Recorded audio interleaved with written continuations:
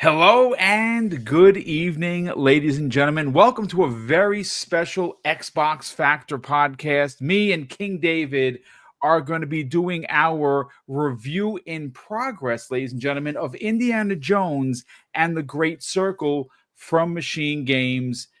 We've had the privilege of playing a lot of it. I know I got over 20 hours personally. Of course, before we even get started with the intros, I just want to thank Machine Games and Bethesda for including Double Barrel Gaming in what I believe to be one of the biggest things that the channel's ever been involved with.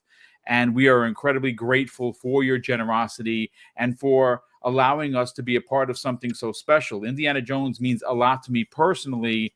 And well, being a part of this is probably the highlight of my career. But King David, 90, I say 99% right at the time. I think you're going to have to move it up because you've been certainly more right than you're wrong. How you feeling, brother? I'm feeling fantastic. I mean, I can't hold you. I share your same sentiments. The fact that being a part of this is crazy. Yeah. Uh, I don't know if they had a bigger game drop inside Game Pass besides Call of Duty. Right. And it seems like Game Pass is actually hitting its stride, its cadence to actually fleshing out what they wanted it to be. So it's a lot of games that they're dropping this month, which is crazy with the Crash Team Racing and stuff like that, and a ton of games that dropped yesterday. But this is the cherry on top. This is the cream of the creme, and I'm so happy that we're able to bring this to the people. Well, I'll tell you, it's basically Christmas early for us because we've had an opportunity to play quite a bit of it. Like I said, I'm over 20 hours. I'm playing this game like I play most of my open world games, slow, methodical. I like to take my time. I like to look at everything. And listen, folks, please, I just want to say, I should have said this from the beginning. The footage that you're seeing in front of you is B-roll that was provided by Bethesda, and I used it specifically because I did not want to spoil anything for the viewer. This is on a loop. We're going to be here for about 30-ish minutes, giving our opening thoughts and theories of Indiana Jones and the Great Circle. We have 10 community questions that we're going to read live here, and we're going to answer them. And at the end of today's 30-minute show, which of course is the review of Indiana Jones and the Great Circle, we'll give you our score. Now, like I've told you on a few of the shows that I've done up until today, I am doing a review in progress. And I'm doing it because personally, I don't like rushing through games, which is why normally I don't review them. This is a game that is very big, and there is a lot to miss if you are just running through it. And of course, we'll get more into that in a second. But King David, Indiana Jones, we're both graybeards, and obviously I shaved, thankfully, before the show. And well, you have your beard, which is awesome. But one of the things that we remember doing, and I find this to be so fascinating, folks. I was talking to King in the green room before. The puzzles in this game are bonkers. They are what you see in the films. Some of them are as simple as reading a map and reading some of your notes, and that's the thing here. So if you are a graybeard, if you are someone over the age of, let's say, 35, and you remember sitting with your new copy of Zelda or Zelda 2 or any of your fantasy RPGs, the one thing that was standard, at least it was for me, and I believe King as well, is you would keep a pen and paper right next to you. Because if you remember, cartridges needed codes Yeah, you for write you your to codes return in. to to write down your codes. And the thing that I have found with Indiana Jones and the Great Circle, King David, is that there are puzzles that will have you looking into your notebook. And when you're looking into your notebook, you're not solving the puzzle. You are literally looking into full screen as if you are Indiana Jones looking through his satchel, pulling out the book and seeing the notes. When you close it, listen, I don't know about you, I'm getting a little older. I don't remember as good as I used to. And you have to sometimes use the notes that are here to solve the puzzle that's in front of you. So what I found the easiest way to do is go back to when I was a kid and start writing this stuff down and actually like I swear it felt like I was trying to solve a puzzle in the back of a cereal box from when I was a kid. Yep. It was crazy. King, what do you think about that, man? I thought it was incredible, and I like the fact that you're able to do a couple of things in the beginning of the game. We're going to get to the accessibility stuff later, Yes. but some of the stuff in the beginning of the game, and I didn't understand it at first until I got to a couple of the puzzles. Because the first puzzle, is pretty easy, and then the second puzzle is like what, and the third puzzle is like, all right, I have to go through my journal, and if you miss stuff, it's cues all around the room. It's different things, and some cues may be in another room that you've passed, but you got that information from that room, and you really have to pay attention. Yeah. I thought the audio in this game itself was a phenomenal, and it lent to the whole mystique of Indiana Jones. So the puzzles, it's visual, it's audio, it's tactile, it uses all of your senses. So you have to be looking, you have to be listening, you have to be watching, and you have to really be paying attention. And this is going to bring back, this is going to train people's brains. Yeah. Honestly, maybe you don't want to get everything out of the game, and maybe you want to beeline it, but for us individuals that want everything out of this game, and it does have a lot of Easter eggs and secrets with the puzzles, I think you're going to get your money's worth when it comes to this.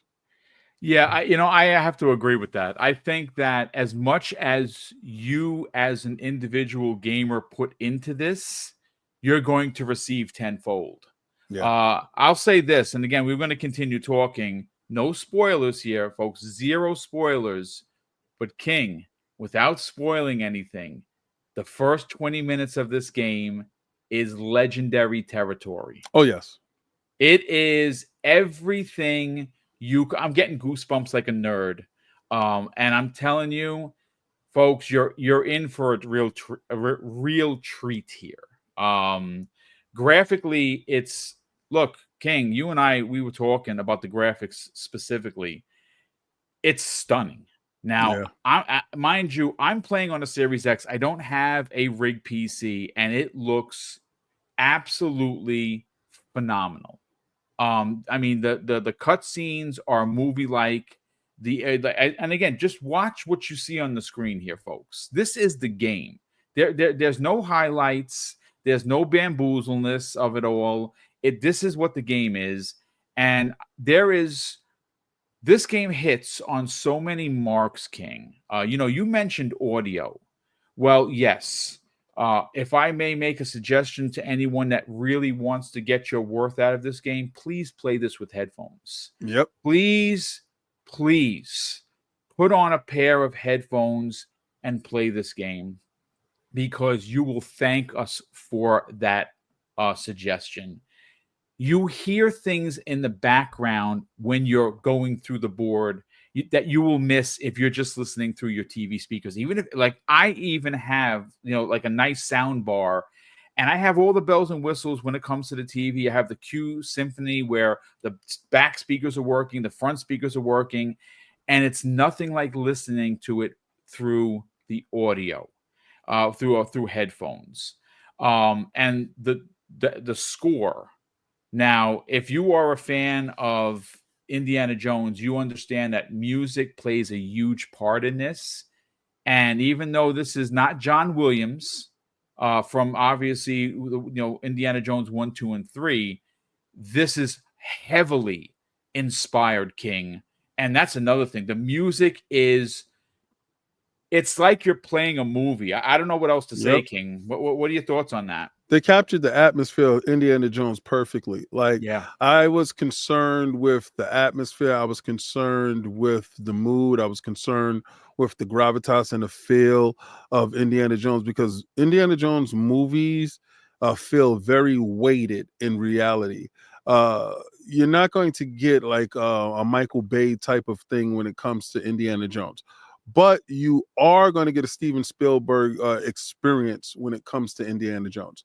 You're going to get because Steven can go wild and he can do Avatar type of things, but when it comes to indie and how it's crafted, in a way that George Lucas and these guys, it's crafted in a way that is uniquely done to him.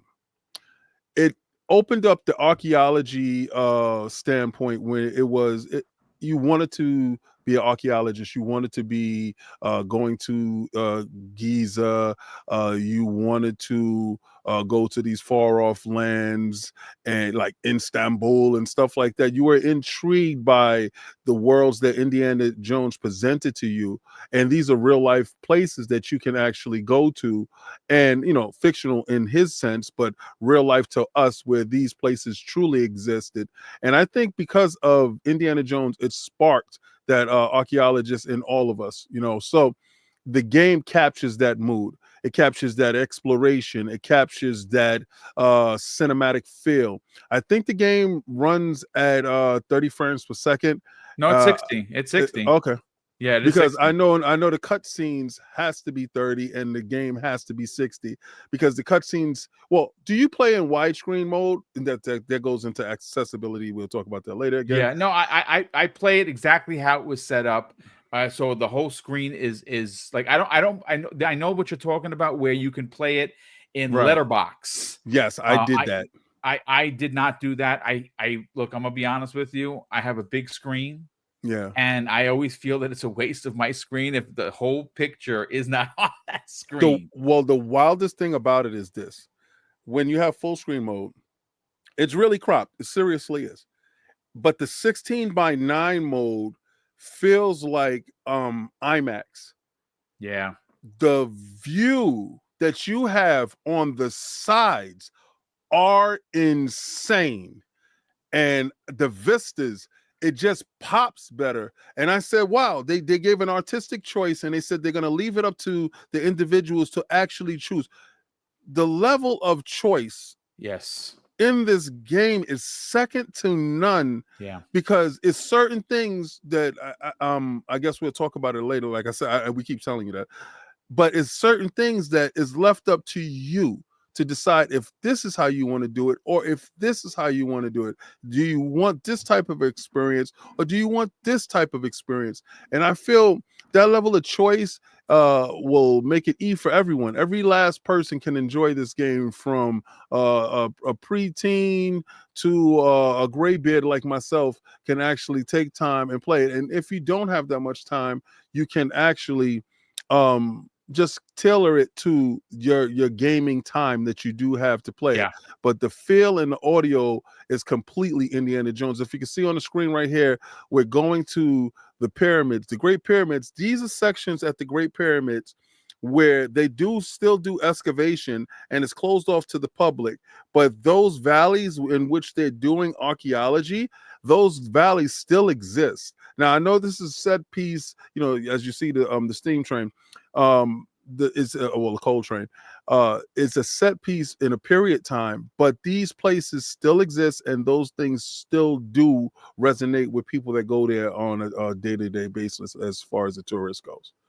Yeah, it's the attention to detail, King, is astounding. So, Yeah. look, we've gushed enough about it. Like I said, hang out to the end, folks. We're going to give you our scores towards the end.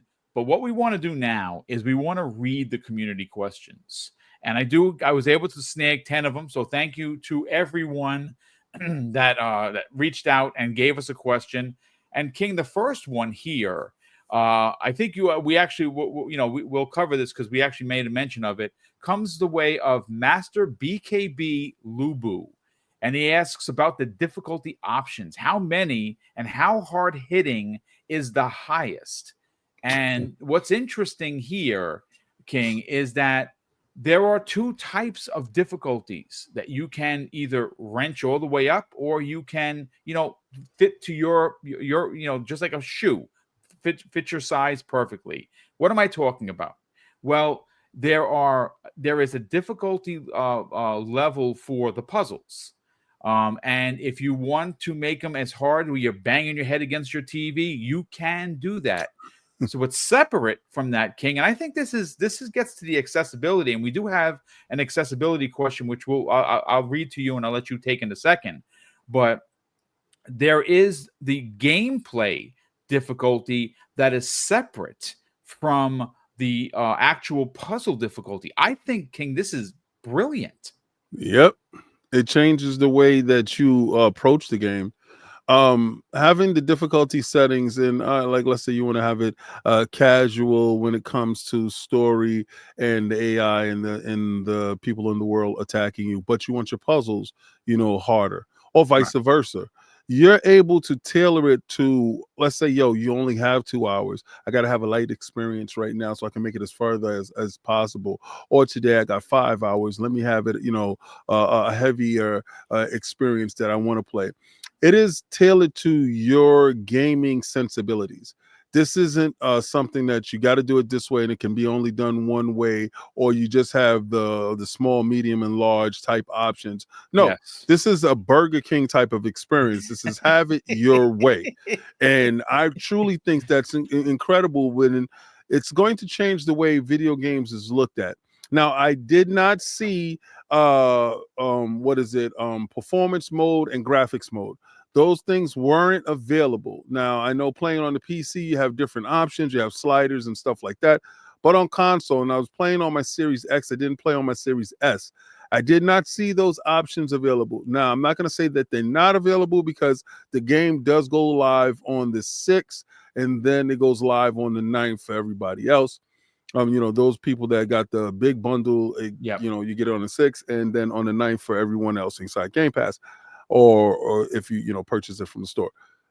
What I would say is I will revisit that conversation after the fact, but at the moment, before launch, what we're playing right now is we're playing a build that is pretty much set in pace, where it doesn't have performance and it doesn't have graphics, it doesn't have a 40 frames per second mode. I think those things are necessary in today's gaming. So we will see later on if those things are added post launch or if those things are available when the PlayStation version releases. Do they give a patch for the Xbox, and the PlayStation 5 Pro has those options? I'm curious to see what we get with those things. Well, interestingly enough, and again, this is a single player game. There's no multiplayer at all. When you download it, there will be a 131 gig download. It is massive. And there is a part of that is a 45 gig graphics package that makes this look like, well, what you see on your screen now. It is the presentation is stunning. Honestly, I really think again, there's no shade here, but I would dare say that the visual fidelity here is as good neck to neck with Ninja Theory's Hellblade 2. I Oh really yeah. think, yeah, it is stunning. I think Again, it from surpasses it Hellblade 2 for the there simple you go. fact of Hellblade 2 is pretty much linear when it comes to scope as far as verticality. This game really has a verticality to it that's insane. Like getting to the top of a building, getting to a far off distant plateau that you see in the distance, you can actually reach these things. Going underground, the pathways is immense.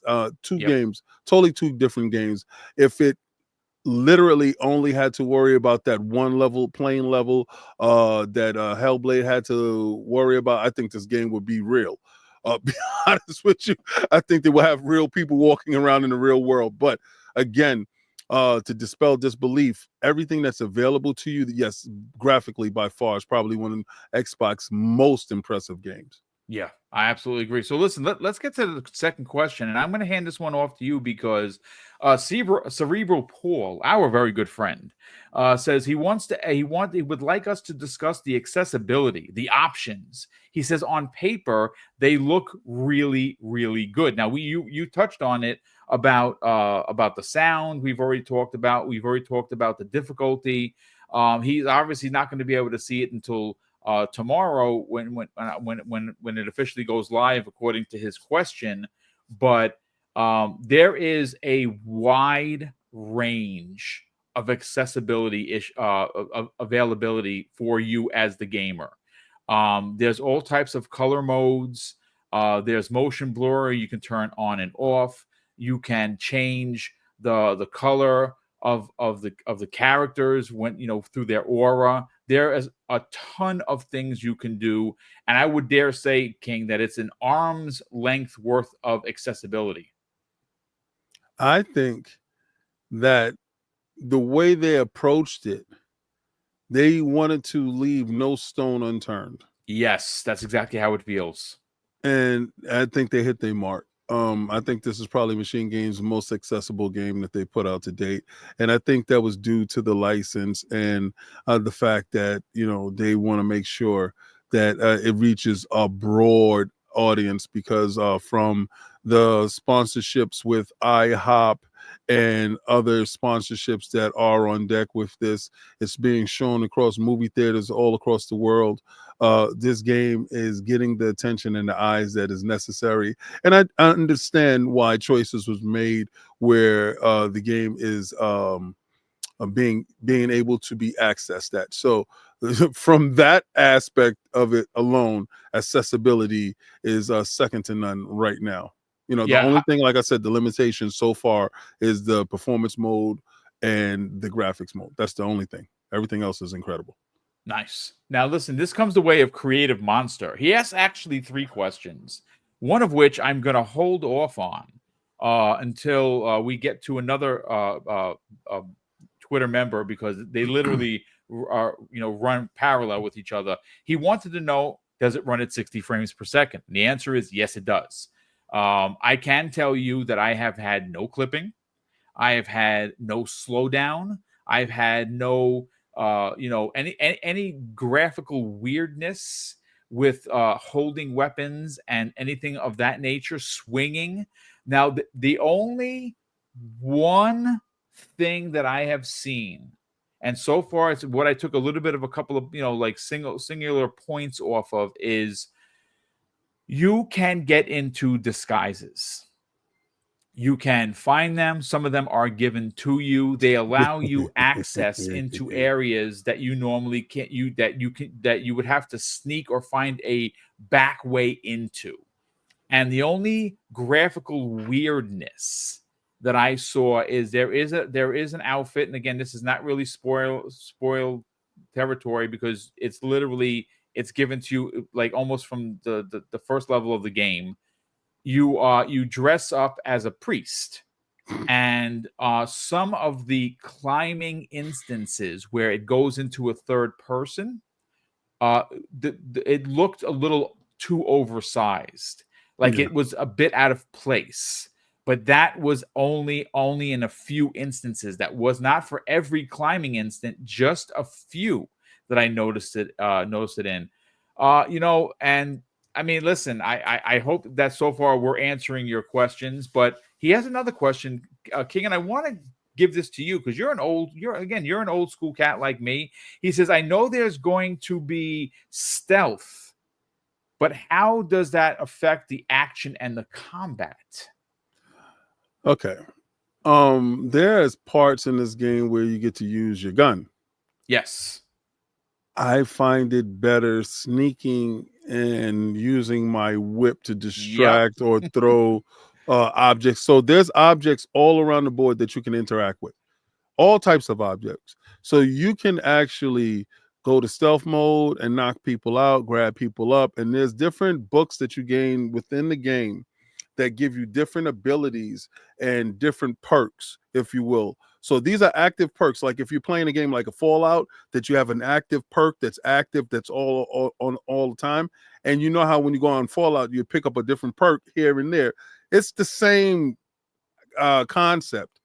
The whip is heavily, I would say, use it, get Yeah. used to it, because it's available to you from the beginning. Yep. So get used to it, use it, because it's just like Indiana Jones. You have to put your mind in the mindset of Indiana Jones. I know you saw the last movie where he was in a room and he whipped the guy in the arm. Then everybody pulled out guns, and they're like, "Yo, this is not 1950 something anymore."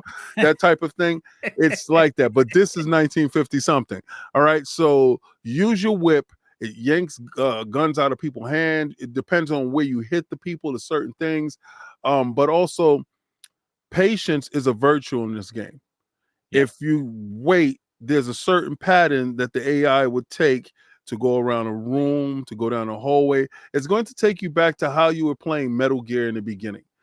And you do Great have the comparison. ability to hide the bodies. Now we will get into AI and stuff like that later, but that's where I have an issue with. But you can stealth it if you want to. You can action it if you want to. Remember, this game is how you want to play it. Yes. Now, remember, alerting people is not the best thing Nope. always, right? They will jump you. So, and Indy is just a man, all right? So you got to understand that part. He is just a man. So, and you got to heal. You, You got to eat food. You got to heal. food don't heal you. No. I found that out the hard way. No, you got to heal yourself with actual bandages that you Yep. find, and you'll do a motion where he's like putting the bandage on. The food that you can find gives you additional bars for your stamina. So like Yep. when you're fighting, and again, I'm going to say this: learn to fight, folks. Don't throw haymakers. Please don't just wail on the left and right trigger, because all you're going to do is burn out your stamina, and you're just going to get killed. There's ways to block. There are ways to step back. There's ways to get out of the way. Using the whip, snap somebody, which is great. Then you go and you attack them. This game is, you will get as much, and I said this before, I want to reiterate it. You will get as much out of this game as you put into it. These books that you're seeing that he picked up over here, the books that the perks that King David was talking about, you get adventure points every time you find something new, and you then buy these. You go into the book, and the book will have like a 1, 2, and a 3, and you'll get 1, and you'll have enough for it, and it'll give you harder punches, or you can take more damage, or look. You can miss a ton if you just plow through this game. This is not the way you should play it. You can play it any way you want. Again, how you play it is what you're going to get out of it. But I want to move on to the next question here. So, King, you and I were talking about it. Here it goes. From Mazer Tech. He asks, how is the combat? Is it more fluid than I originally thought? And do NPCs have good AI? I think you really want to touch on that. The AI sucks bad. I don't think the AI is good in this game. When you put the AI all the way up to hard, it just cheats, right? I think being that a lot of Starbreeze developers are here, I harken back to Chronicles of Riddick: Escape from Butcher's Bay. Yes. Now, if you played Escape from Butcher's Bay, it has a grab up mechanic too, and it has a punch out. Everything that you see here hasn't evolved from the 360 era of Escape from Butcher's Bay. Now, they did add extra wrinkles to it. They do have a parry system. They do have the left and right, where Riddick was just basically one button. They do have the whip, which changes things up. You do have a sprint option where it's a moving to the side and stuff like that, and you can go into cover, and it's stuff all over the floor. So you do get a chance to squabble in that regard. I still believe that the AI is rudimentary at best. I didn't think that Machine Games was the ones to go to for AI robustness. If you played any of the Wolfenstein games, you understand that they're dumb as nails. So, with that being said, I do think they're on the right path when it comes to the fisticuffs if you're going to do it in first person. That's a very hard thing to do. Third person is a little bit easier. I'm not a developer. I'm not going to tell the developer what's easy and what's hard. In my estimation, it looks a little bit different on the eyes where you can choreograph a fight a little bit better. First person mode, you have to judge the distance. You have to, to me, it seems like it's a little bit harder to nail first person fighting opposed to third person fighting. And I think if they would have made it third person fighting, then they would have had a lot more comparisons to games like Uncharted and stuff like that. They wanted it to be a more visceral, more Indiana Jones feel. Like if you notice when he knocked this guy out and he's pushing him over, these are cinematic things that happen inside the movie.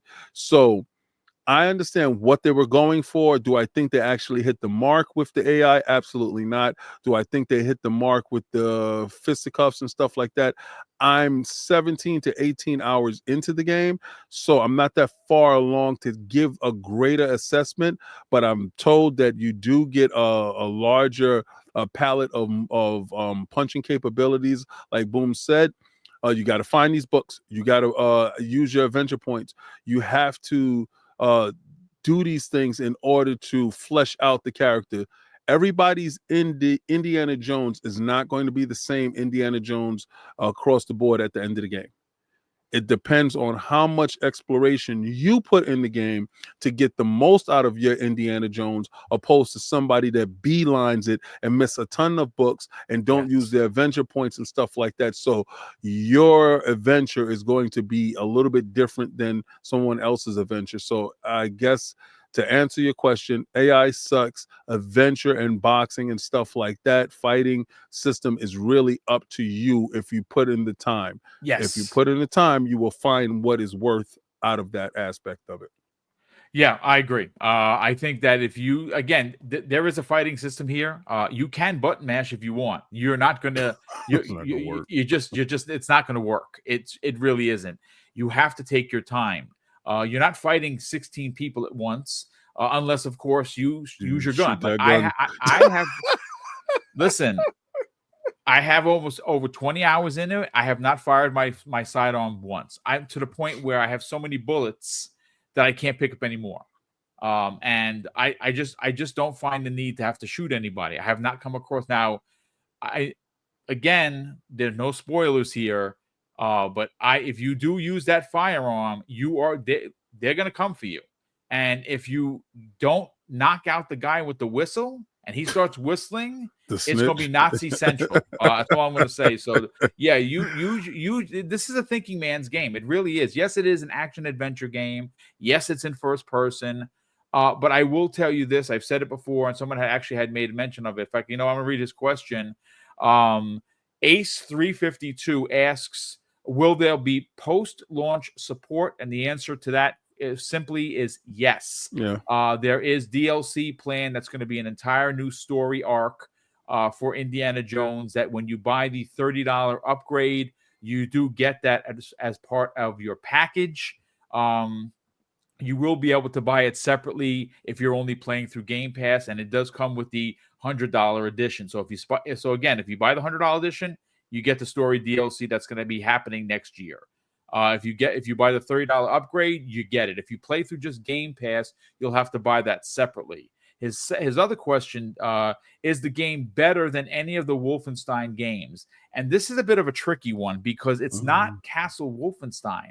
See, I want to put that out there, King. I don't want people to come into this thinking that you're just going to go around mowing down hundreds and thousands of Nazis with your, with your machine guns that you can keep in two hands. Now, granted, you have your sidearm.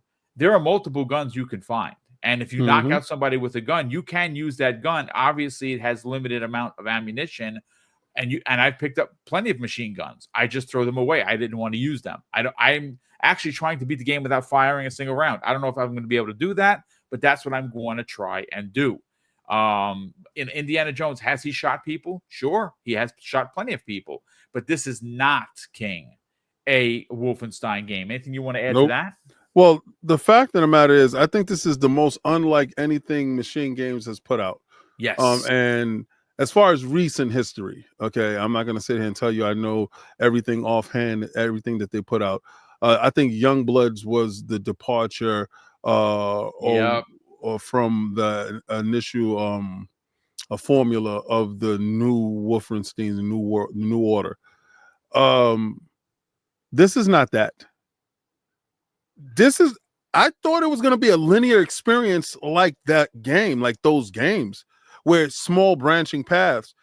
This is pretty much open world. This is massive, dude. Like, It's yes, okay, so where I'm at in the Vatican, because I can tell you the first thing yeah, is that's the first everybody place you show you, go. yeah, Yeah. you like you see Cairo, you see how where he's taking his pictures right now and he's looking. Each and every last piece of that place is explorable, Yep. and I want you to know scale. This game has scale. Like when you pick up a medallion in the hand of each character has their own hand size. And when they put it in their hand, it could be larger in one person's hand and smaller in another person's hand. And I know you're going to say, well, King, that really doesn't mean too much. Well, it actually does, because now, if they took the attention of detail in that small object, now when you go to a crane, which has to hold like a 500-ton brick that you can actually climb, but that is suspended over a chasm, which you can climb down into to go into another entry point to get to another space, which is a cavernous within itself. Then you get the chance to understand the sense of scale that the game understands the characters in. That's not accessible inside Wolfenstein. Right. Inside Wolfenstein is pretty much you have 3 or 4 pathways to get to point A to point B. And you can move any way you want. You can do a stealth, you can do it stealth assault, or you can do it assault. This game, it's made up for exploration. Yes. And the sense of scale is real life scale stuff. So I really wasn't ready for this game because I built it in my head. I knew who Machine Games was. Obviously, I didn't. And it's the same way. Remember when you played Resistance and y'all was like, okay, Resistance is this and is this, that, and the third.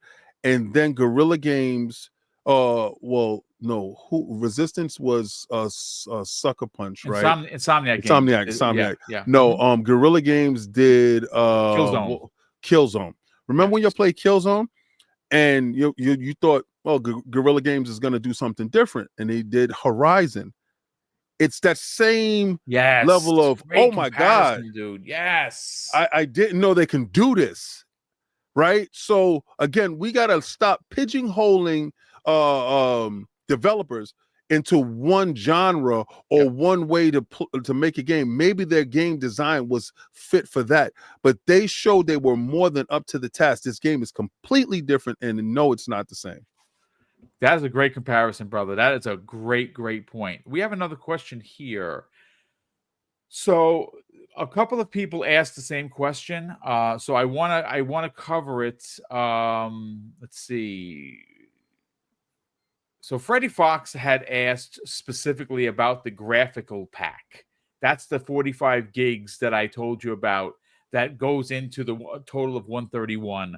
I installed it. It installed automatically. I didn't mess with not putting it in there. I didn't know you could. He says he's interested to know the difference. I don't think that you can, to be honest with you. It's part of the 131 gigs. And as you can see with what's on the screen, it looks astounding. But again, thanks Ace 352 for the question about the Wolfenstein. And you know what's coming up a lot? Let me see if I could find Clute in here is asking. He asked a couple of questions. How many hours to complete? We can't answer that because we haven't I completed could it. tell you. Oh well, please, by all means. Addict did 35 hours. Oh, wow, okay, excellent. Randall Thor did somewhere 40 to 50 hours. Okay, All right. So you could say the average in between there, I would say anywhere from 30 to 40 hours. okay, wow, yeah, there you go, and you know what, for me, as you know, I talk about it all the time, I'm gonna put 60 hours into this game easily Yeah. because I like to look at everything, but he asks another question, and I would be remiss if we didn't answer it, and a couple of people asked about that as well. Let me see if I could find who it was, so I wanna give, let's see, um the professor asks, "Is exploration rewarded, King Yes. David?" And the simple Absolutely. answer is an astounding abso-freaking-lutely, because the more that you take your time to look for things, the more you're going to find these books, the more you're going to find these perks. And the more that you find, the more adventure points you build up. And the more adventure points you build up, the more perks you can unlock. It is definitely a reward system for sure. Specifically, like for instance, each level that I've been to so far, there have a person with a shop that says, "Hey, listen, we need medicine, for the Hmm. workers." And like the board on Cairo has 25 of these medicine packets that you can find. And every Hmm. time you find 5 of them, you take it to this woman's shop, and you can then pick through these new pamphlets that give you new abilities. So if you don't look for any of them, you're not going to get those abilities. But if you are someone like me who wants to turn over every stone, and you go looking for these things, you'll get all these additional abilities that you might have missed on. And what are the abilities, King? They're stamina. They're how much fruit you can hold, how much food you can hold, how many bandages you can hold, how many bullets you can hold. It's really, again, what you put into this game, folks, is what you're going to get out of it. But before we give you our score, we do have one more question. Okay. And this comes the way of, let me see where it is. A lot of people here are asking about the writing of the story. And the writing of the story, King, I'm just going to hand this right off to you, let you go right for the touchdown, because the writing is astounding. That comes again from Clute. What are your thoughts on the writing so far? Okay, so the last Indiana Jones movie, I actually cried in the movie because I thought he finally got his payoff. Only OGs cry, brother. And we're okay to do it. Because he never gets the payoff. He always, the woman leaves him always at the end. He never gets the payoff. He never gets the MacGuffin. But if you saw the last movie, he got the MacGuffin. He got the payoff. All his hard work was validated. It was a perfect, pyramid cap to end his run as Indiana Jones. I know they was trying to give it to Shia LaBeouf at a period of time, and I always found the writing in Indiana Jones to be impeccable. Yep. I know it's a little bit slow paced, and this game is a little bit slow paced, and it goes to the heartbeat of Indiana Jones. Yes. Everything is in place. Like if you look at this right here, when he goes from one place to the next, and he does take a biplane, or he does take a small craft or a boat to get to some place, they denote it with that little red line. And Just like while the they're film. doing that little red line, they're telling you the story on what is to come before you get there. And then see, he gets to Rome. And then when he actually gets to Rome, he meets his contact, and it's a scene. And then it's more exploration, more adventure. What I'm going to tell you is you have pockets of storytelling, and those pockets can expand if you actually do the side quest and Yes. meet up with an archaeologist that you know from the past in a corner someplace remotely.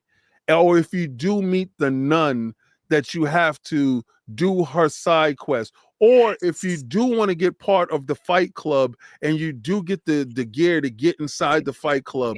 And it's little things like that will expand your story. I can't stress it more. You are the architect of your own design. Yes. Everybody's Indiana Jones is not created equal. And I think that was the whole concept going in, because when you go to the movies, everybody's going to take Indiana Jones for how they take him. Some people are going to say he's a brilliant dude. Some people are going to say he's foolhardy. Some people are going to say he's a hopeless romantic. Some people are going to say he's glutton for punishment. But everybody's going to have a different idea of Indy by the time the movie is over. And I think by the time you finish this game, everyone's Indy is not going to be created equal, and you will have a different opinion of Indy than from somebody else. And it will always boil down to the choices that you've made. It will dictate your level of enjoyment, your level of pleasure, and your level of story. Because the deeper you go, the larger the rabbit hole gets, Yep. and you find out more stuff. So I'm telling you right now, I'm not eager to leave the Vatican yet because I know that there's secrets in there that I want to get. And I'm not rushing to end the story. Just like Boom said, listen to me. This is the first biome that Yes. I'm in, and I'm 17 to 18 hours in, and I'm like, oh, hell no. I'm just scratching the surface. So that's just letting you know. And there's multiple biomes Yes. in this game. So I just want you to know this is going to be a game where you're going to see some people have different and various opinions. So the reviews is going to skew to that. Yes. So if somebody rushed or they didn't see certain things, then their review is going to reflect that. Those people that dig deeper, their review is going to reflect that. So I think this is going to be one of the broadest, most elaborate reviews going across the boards. And I'm eager to watch everyone's review on this game to see what they got out of it. But it is probably one of the best stories, and this can stand the test of time. It could be just like one of the movies.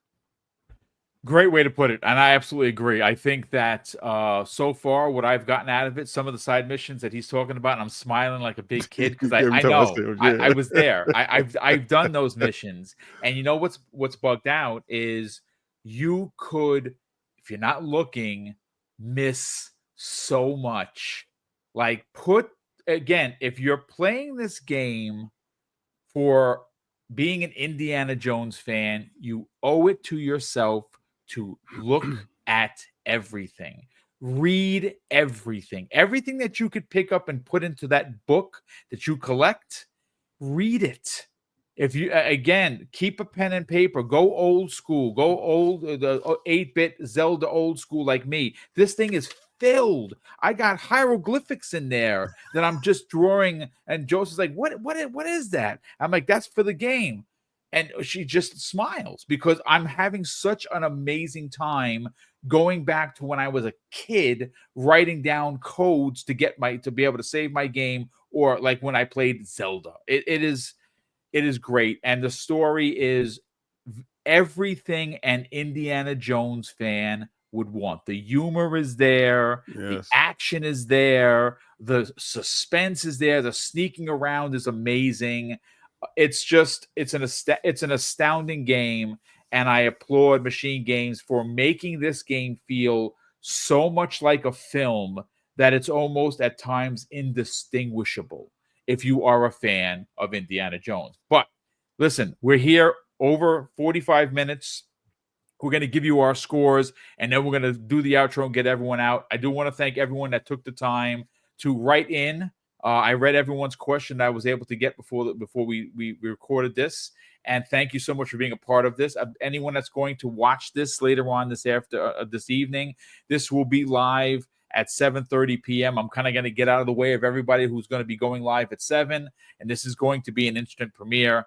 But thank you for checking this out. Please hit the like button. If you really did enjoy the video, please share it on the socials. King David, being the guest here, what is your review in progress score for Indiana Jones and the Great Circle? I give it a 4 so far as my review in progress. Like I said, the AI, I give that a 3. The fighting, I give a 3.